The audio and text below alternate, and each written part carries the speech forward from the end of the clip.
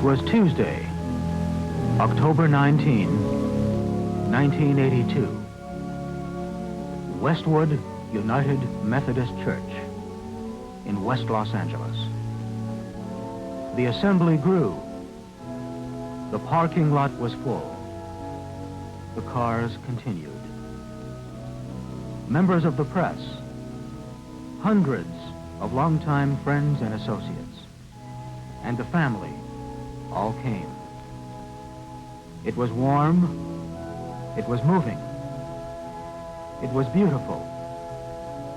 It was a wondrous tribute. It was in loving memory of Virginia Fox Zanuck.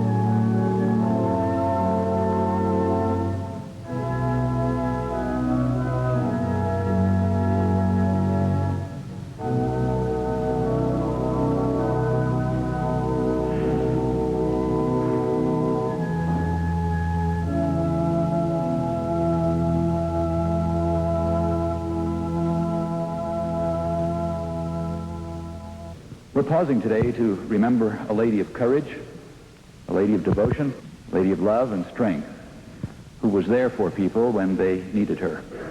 Even during these past months of illness, Virginia demonstrated indomitable pluck and an optimism about life. Virginia's family felt that it would be appropriate that there should be friends who knew her and who knew the family who might participate in this service and who might share with us some things that were meaningful to Virginia or to themselves about her. They've asked Mr. Gilbert Rowland if he would share something that was important to Virginia. Fortunate is anyone in the world who has a true, loyal friend during his lifetime. We were fortunate. Virginia, she was a benevolent, kind, soft-spoken woman, a woman without malice, hatred, anger, or jealousy. The family has also asked Mr. Frank McCarthy if he would come and share some words of his relationship with Virginia. We are assembled here not only to mark Virginia's death and to pray for her deliverance, but also to celebrate her life, during which she radiated generously the joy and the love that were shared by so many of us in this church today. Prayers for Virginia rise from sectarian sources. She was born a Christian Scientist. She asked us to come here today because her husband, Darrell, was born a Methodist, whose final service was held in this church. 6 weeks ago, Virginia suffered a stroke in the presence of her daughter, Darrell, a devoted Roman Catholic, and was given the last rites by a priest. Virginia recovered briefly, and I'm sure, with her spirituality and her unfailing sense of humor, she appreciated being thrice blessed. But regardless of denomination, Virginia was a woman of great faith, truly a woman of God. An important movie star in her own right, she renounced her career when she married Darrell and devoted her entire life to him, to their children, grandchildren, great-grandchildren, and to their friends. The family felt there was still another piece of literature that they would like to have shared as we remember Virginia. They've asked Mr. Eddie Albert if he would share that with us. One night, she says, I had a dream. I dreamed I was walking along the beach with the Lord, and across the sky flashed scenes from my life. For each scene, I noticed 2 sets of footprints in the sand. One belonged to me and one to the Lord. When the last scene of my life flashed before us, I looked back at all the footprints in the sand, and I noticed that many times along the path of my life, there was only one set of footprints.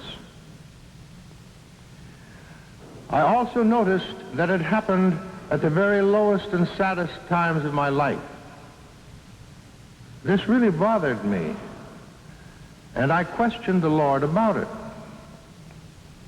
Lord, you said that once I decided to follow you, you would walk with me all the way. But I have noticed that during the most troubled times in my life, there is only one set of footprints. I don't understand why in times when I needed you the most, you would leave me. The Lord replied, my dear child, I love you and would never leave you during your times of trial and suffering. When you saw only one set of footprints, it was then that I carried you. A good wife, who can find? She is far more precious than jewels. The heart of her husband trusts in her, and he will have no lack of gain. She does him good and not harm all the days of her life. She seeks wool and flax and works with willing hands. She's like the ships of the merchant. She brings her food from afar. She rises while it is yet night and provides food for her household and tasks for her maidens. She considers a field and buys it. With the fruit of her hand, she plants a vineyard. She girds her loins with strength and makes her arms strong. Strength and dignity are her clothing, and she laughs at the time to come. She opens her mouth with wisdom The teaching of kindness is on her tongue. She looks well to the ways of her own household and does not eat the bread of idleness. Her children rise up and call her blessed. Her husband also, and praises her. Many women have done excellently, but you surpass them all. May we find in those words thoughts that we can share as we think of Virginia.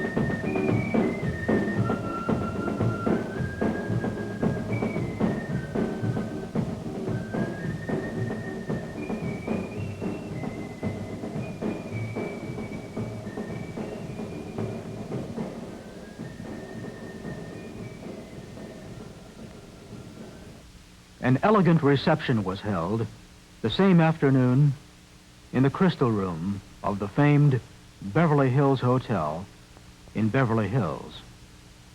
All who attended memorial services were invited.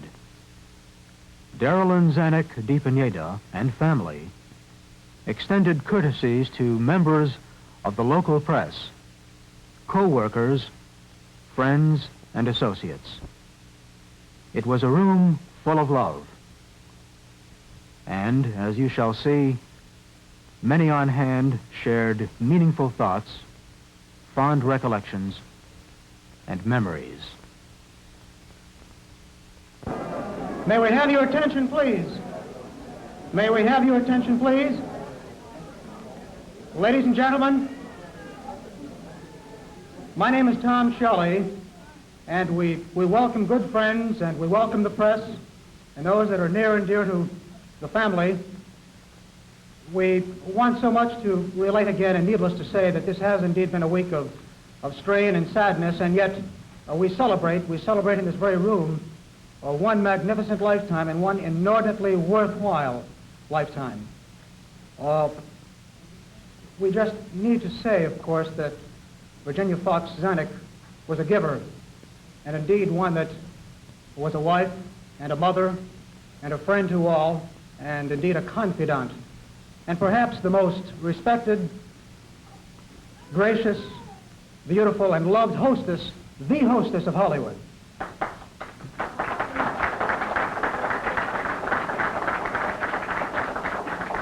Many, many things are planned in the coming weeks and months, of which much of your guidance and much of your input would be appreciated. Things that are perhaps long overdue, that the family would like to see as a lingering and a lifetime tribute, and we'll certainly alert you to those. But we would at this time like you to say hello to, indeed, just briefly, and you'll understand, a very, very remarkable lady, Darrell Zanuck de Pineda, please.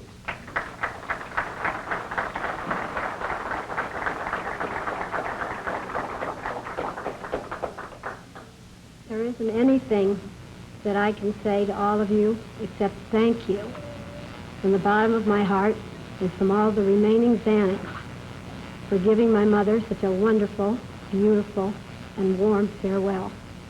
Thank you.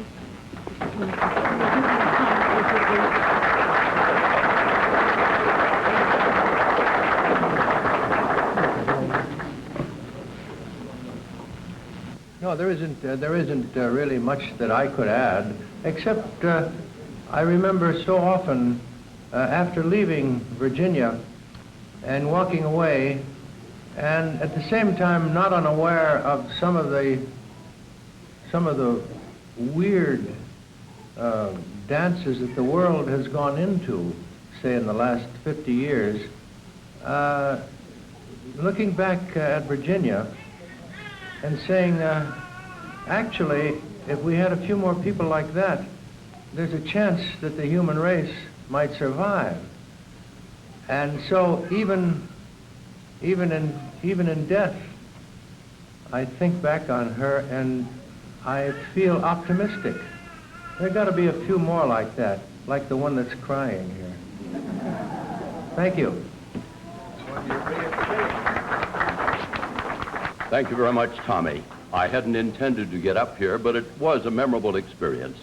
And it's so nice to be in the company of Darrell and so many of us who have so many great memories. Frank and Harry Brand. Harry, do you hear me? Harry. Yeah, Harry. Gene Fowler, all of our great friends. We spent so many hours together. I didn't know Darrell well, and I didn't know Virginia well, but they were such good friends at a distance. And one evening I did receive that telephone call from Palm Springs. And it was Virginia on the line. She said, George, I want you to talk with Darrell. You've got a problem. I said, God knows I have a lot of them. I know, but this is a problem that I think Darrell can straighten out for you. We were doing a show called Talk Back, in which we had the audience out here, the principals up here. Now, there's a tendency in a case like that to play to the audience rather than the camera. So what the camera was doing was shooting a quarter shot, not getting us full face. And Darrell straightened it all out by telling us how to elevate one camera above the other, shoot low with the other one, and to get us full face. And it straightened out the whole damn show. It made a different show out of it. And Darrell was responsible for that. But, of course, my history with Darrell goes way back to the days of Caesar and so many of the others. when he called me to the studio one day and said, I want you to take the second lead in a picture called Diplomatic Courier. I think the year was 1951 with Tyrone Power. And I said, oh, no, I don't want to do that. I've done a couple of pictures, but nothing outstanding. I'm a journalist. I'm in radio and television. He said, no, I want you to do that spot. Well, I was saved because, as I recall, the German actress who was playing the lead in the picture didn't arrive in time, and I took an audition, and the rest is history in this community. But Darrell Zanuck and Virginia, very much a part of my life, as they all are of all of our lives, or we wouldn't be here today. And it's such a pleasure to share just a few moments with that wondrous, wondrous couple. The story of how Virginia actually made me a star. And this actually happened. I'd been under contract. My first contract was with Goldwyn, and he divided it with Darrell during the first year. And after that, I was under contract to both of them for a long time. And I'd done quite a few pictures, and I was doing a picture called In Harm's Way. Duke Wayne was the star, and there was Kirk Douglas and a few people like that. But I wasn't the star, but I had a nice little part in it. And they had, in the course of that, they had, the Navy had sent a whole bunch of TBFs, B-2Cs, and various planes that they had taxied onto the lot. And there was a little boy named Richard Zanuck who wanted to see those planes, and Darrell must have said to Virginia, well, I don't want him to go on there with his friends, you know, he might get in trouble, you go with him. So they were there looking at those planes, and it was on a Saturday. We worked on Saturday in those days, and I was very irked because I had to come in, and they told me, Hathaway told me that he wanted me to talk to those pilots so I would know something about those planes. Well, I got to talking to Virginia. She was there with Richard, and they were looking at the planes, and we were talking about one thing and another. We met at the Milestones and at the Goldwyns and whatnot, and I knew her, and a part had come up, and they were going to give it to somebody else, and the part was called Laura. And that was the most successful picture, I think, that personally I ever made, but I couldn't get it. They were going to give it to Hodiak, John Hodiak. And, but I was there for the other picture, and Virginia and I were talking and for quite a while, and finally Virginia said, Dana, I'd like to ask you a personal question. I was with Darrell when he bought half your contract from Goldwyn, and I've seen you in Swamp Water and the Oxbow incident, and I thought you were a very good actor, but I never thought of you as a leading man. And she said, I've been talking to you now for an hour and a half, and I think that you could be a leading man. Something must have happened. What was it? And I just laughed, and I said, Virginia, the only reason for that is I never got the part. And she said, well, what do you mean? And I said, Virginia, the man who writes the screenplay and the director, everybody knows this man is the star. He practically says so when the picture starts, and he doesn't have a chance to be anything else. She said, do you really believe that? And I said, certainly, I know, I'm sure of it. So that is more or less what happened, and that was the end of that conversation. And the next day, I got a call from Otto Preminger, who had told me that Hodiak was going to play in Laura, and he said, Donna, I don't know what happened, but you got the part. You know what happened. Well, I go back with Darrell and Virginia for so many years. I started working for Darrell in 1934 when he was making pictures when it was just 20th Century. And he was making his movies at the Samuel Goldwyn Studios, United Artists Studios. And I did 3 pictures for him there. And I did the first picture that he did on the Fox lot when he went over to the Fox Studios. And it became 20th Century Fox. It was a picture called Show Them No Mercy. I wish I could get another one like it. And Virginia, of course, was certainly one of the loveliest hostesses that this town ever saw. And it was my pleasure on more than one occasion to escort Virginia to so many parties when Darrell was occupied at the studio, and it was my good fortune to be able to escort her on these particular occasions. Darrell, of course, was really a genius in his line. He was one of the brilliant men of the motion picture industry. But I want to tell you something. He wasn't all that smart about everything. Because I remember sitting at a dinner party at a table with him at Constance Bennett's house years ago, and the question of television came up. And the great Mr. Zanuck sat there and he said, television? It'll never amount to a damn thing. It's just a passing fancy. So you see, even the greatest men can always be wrong.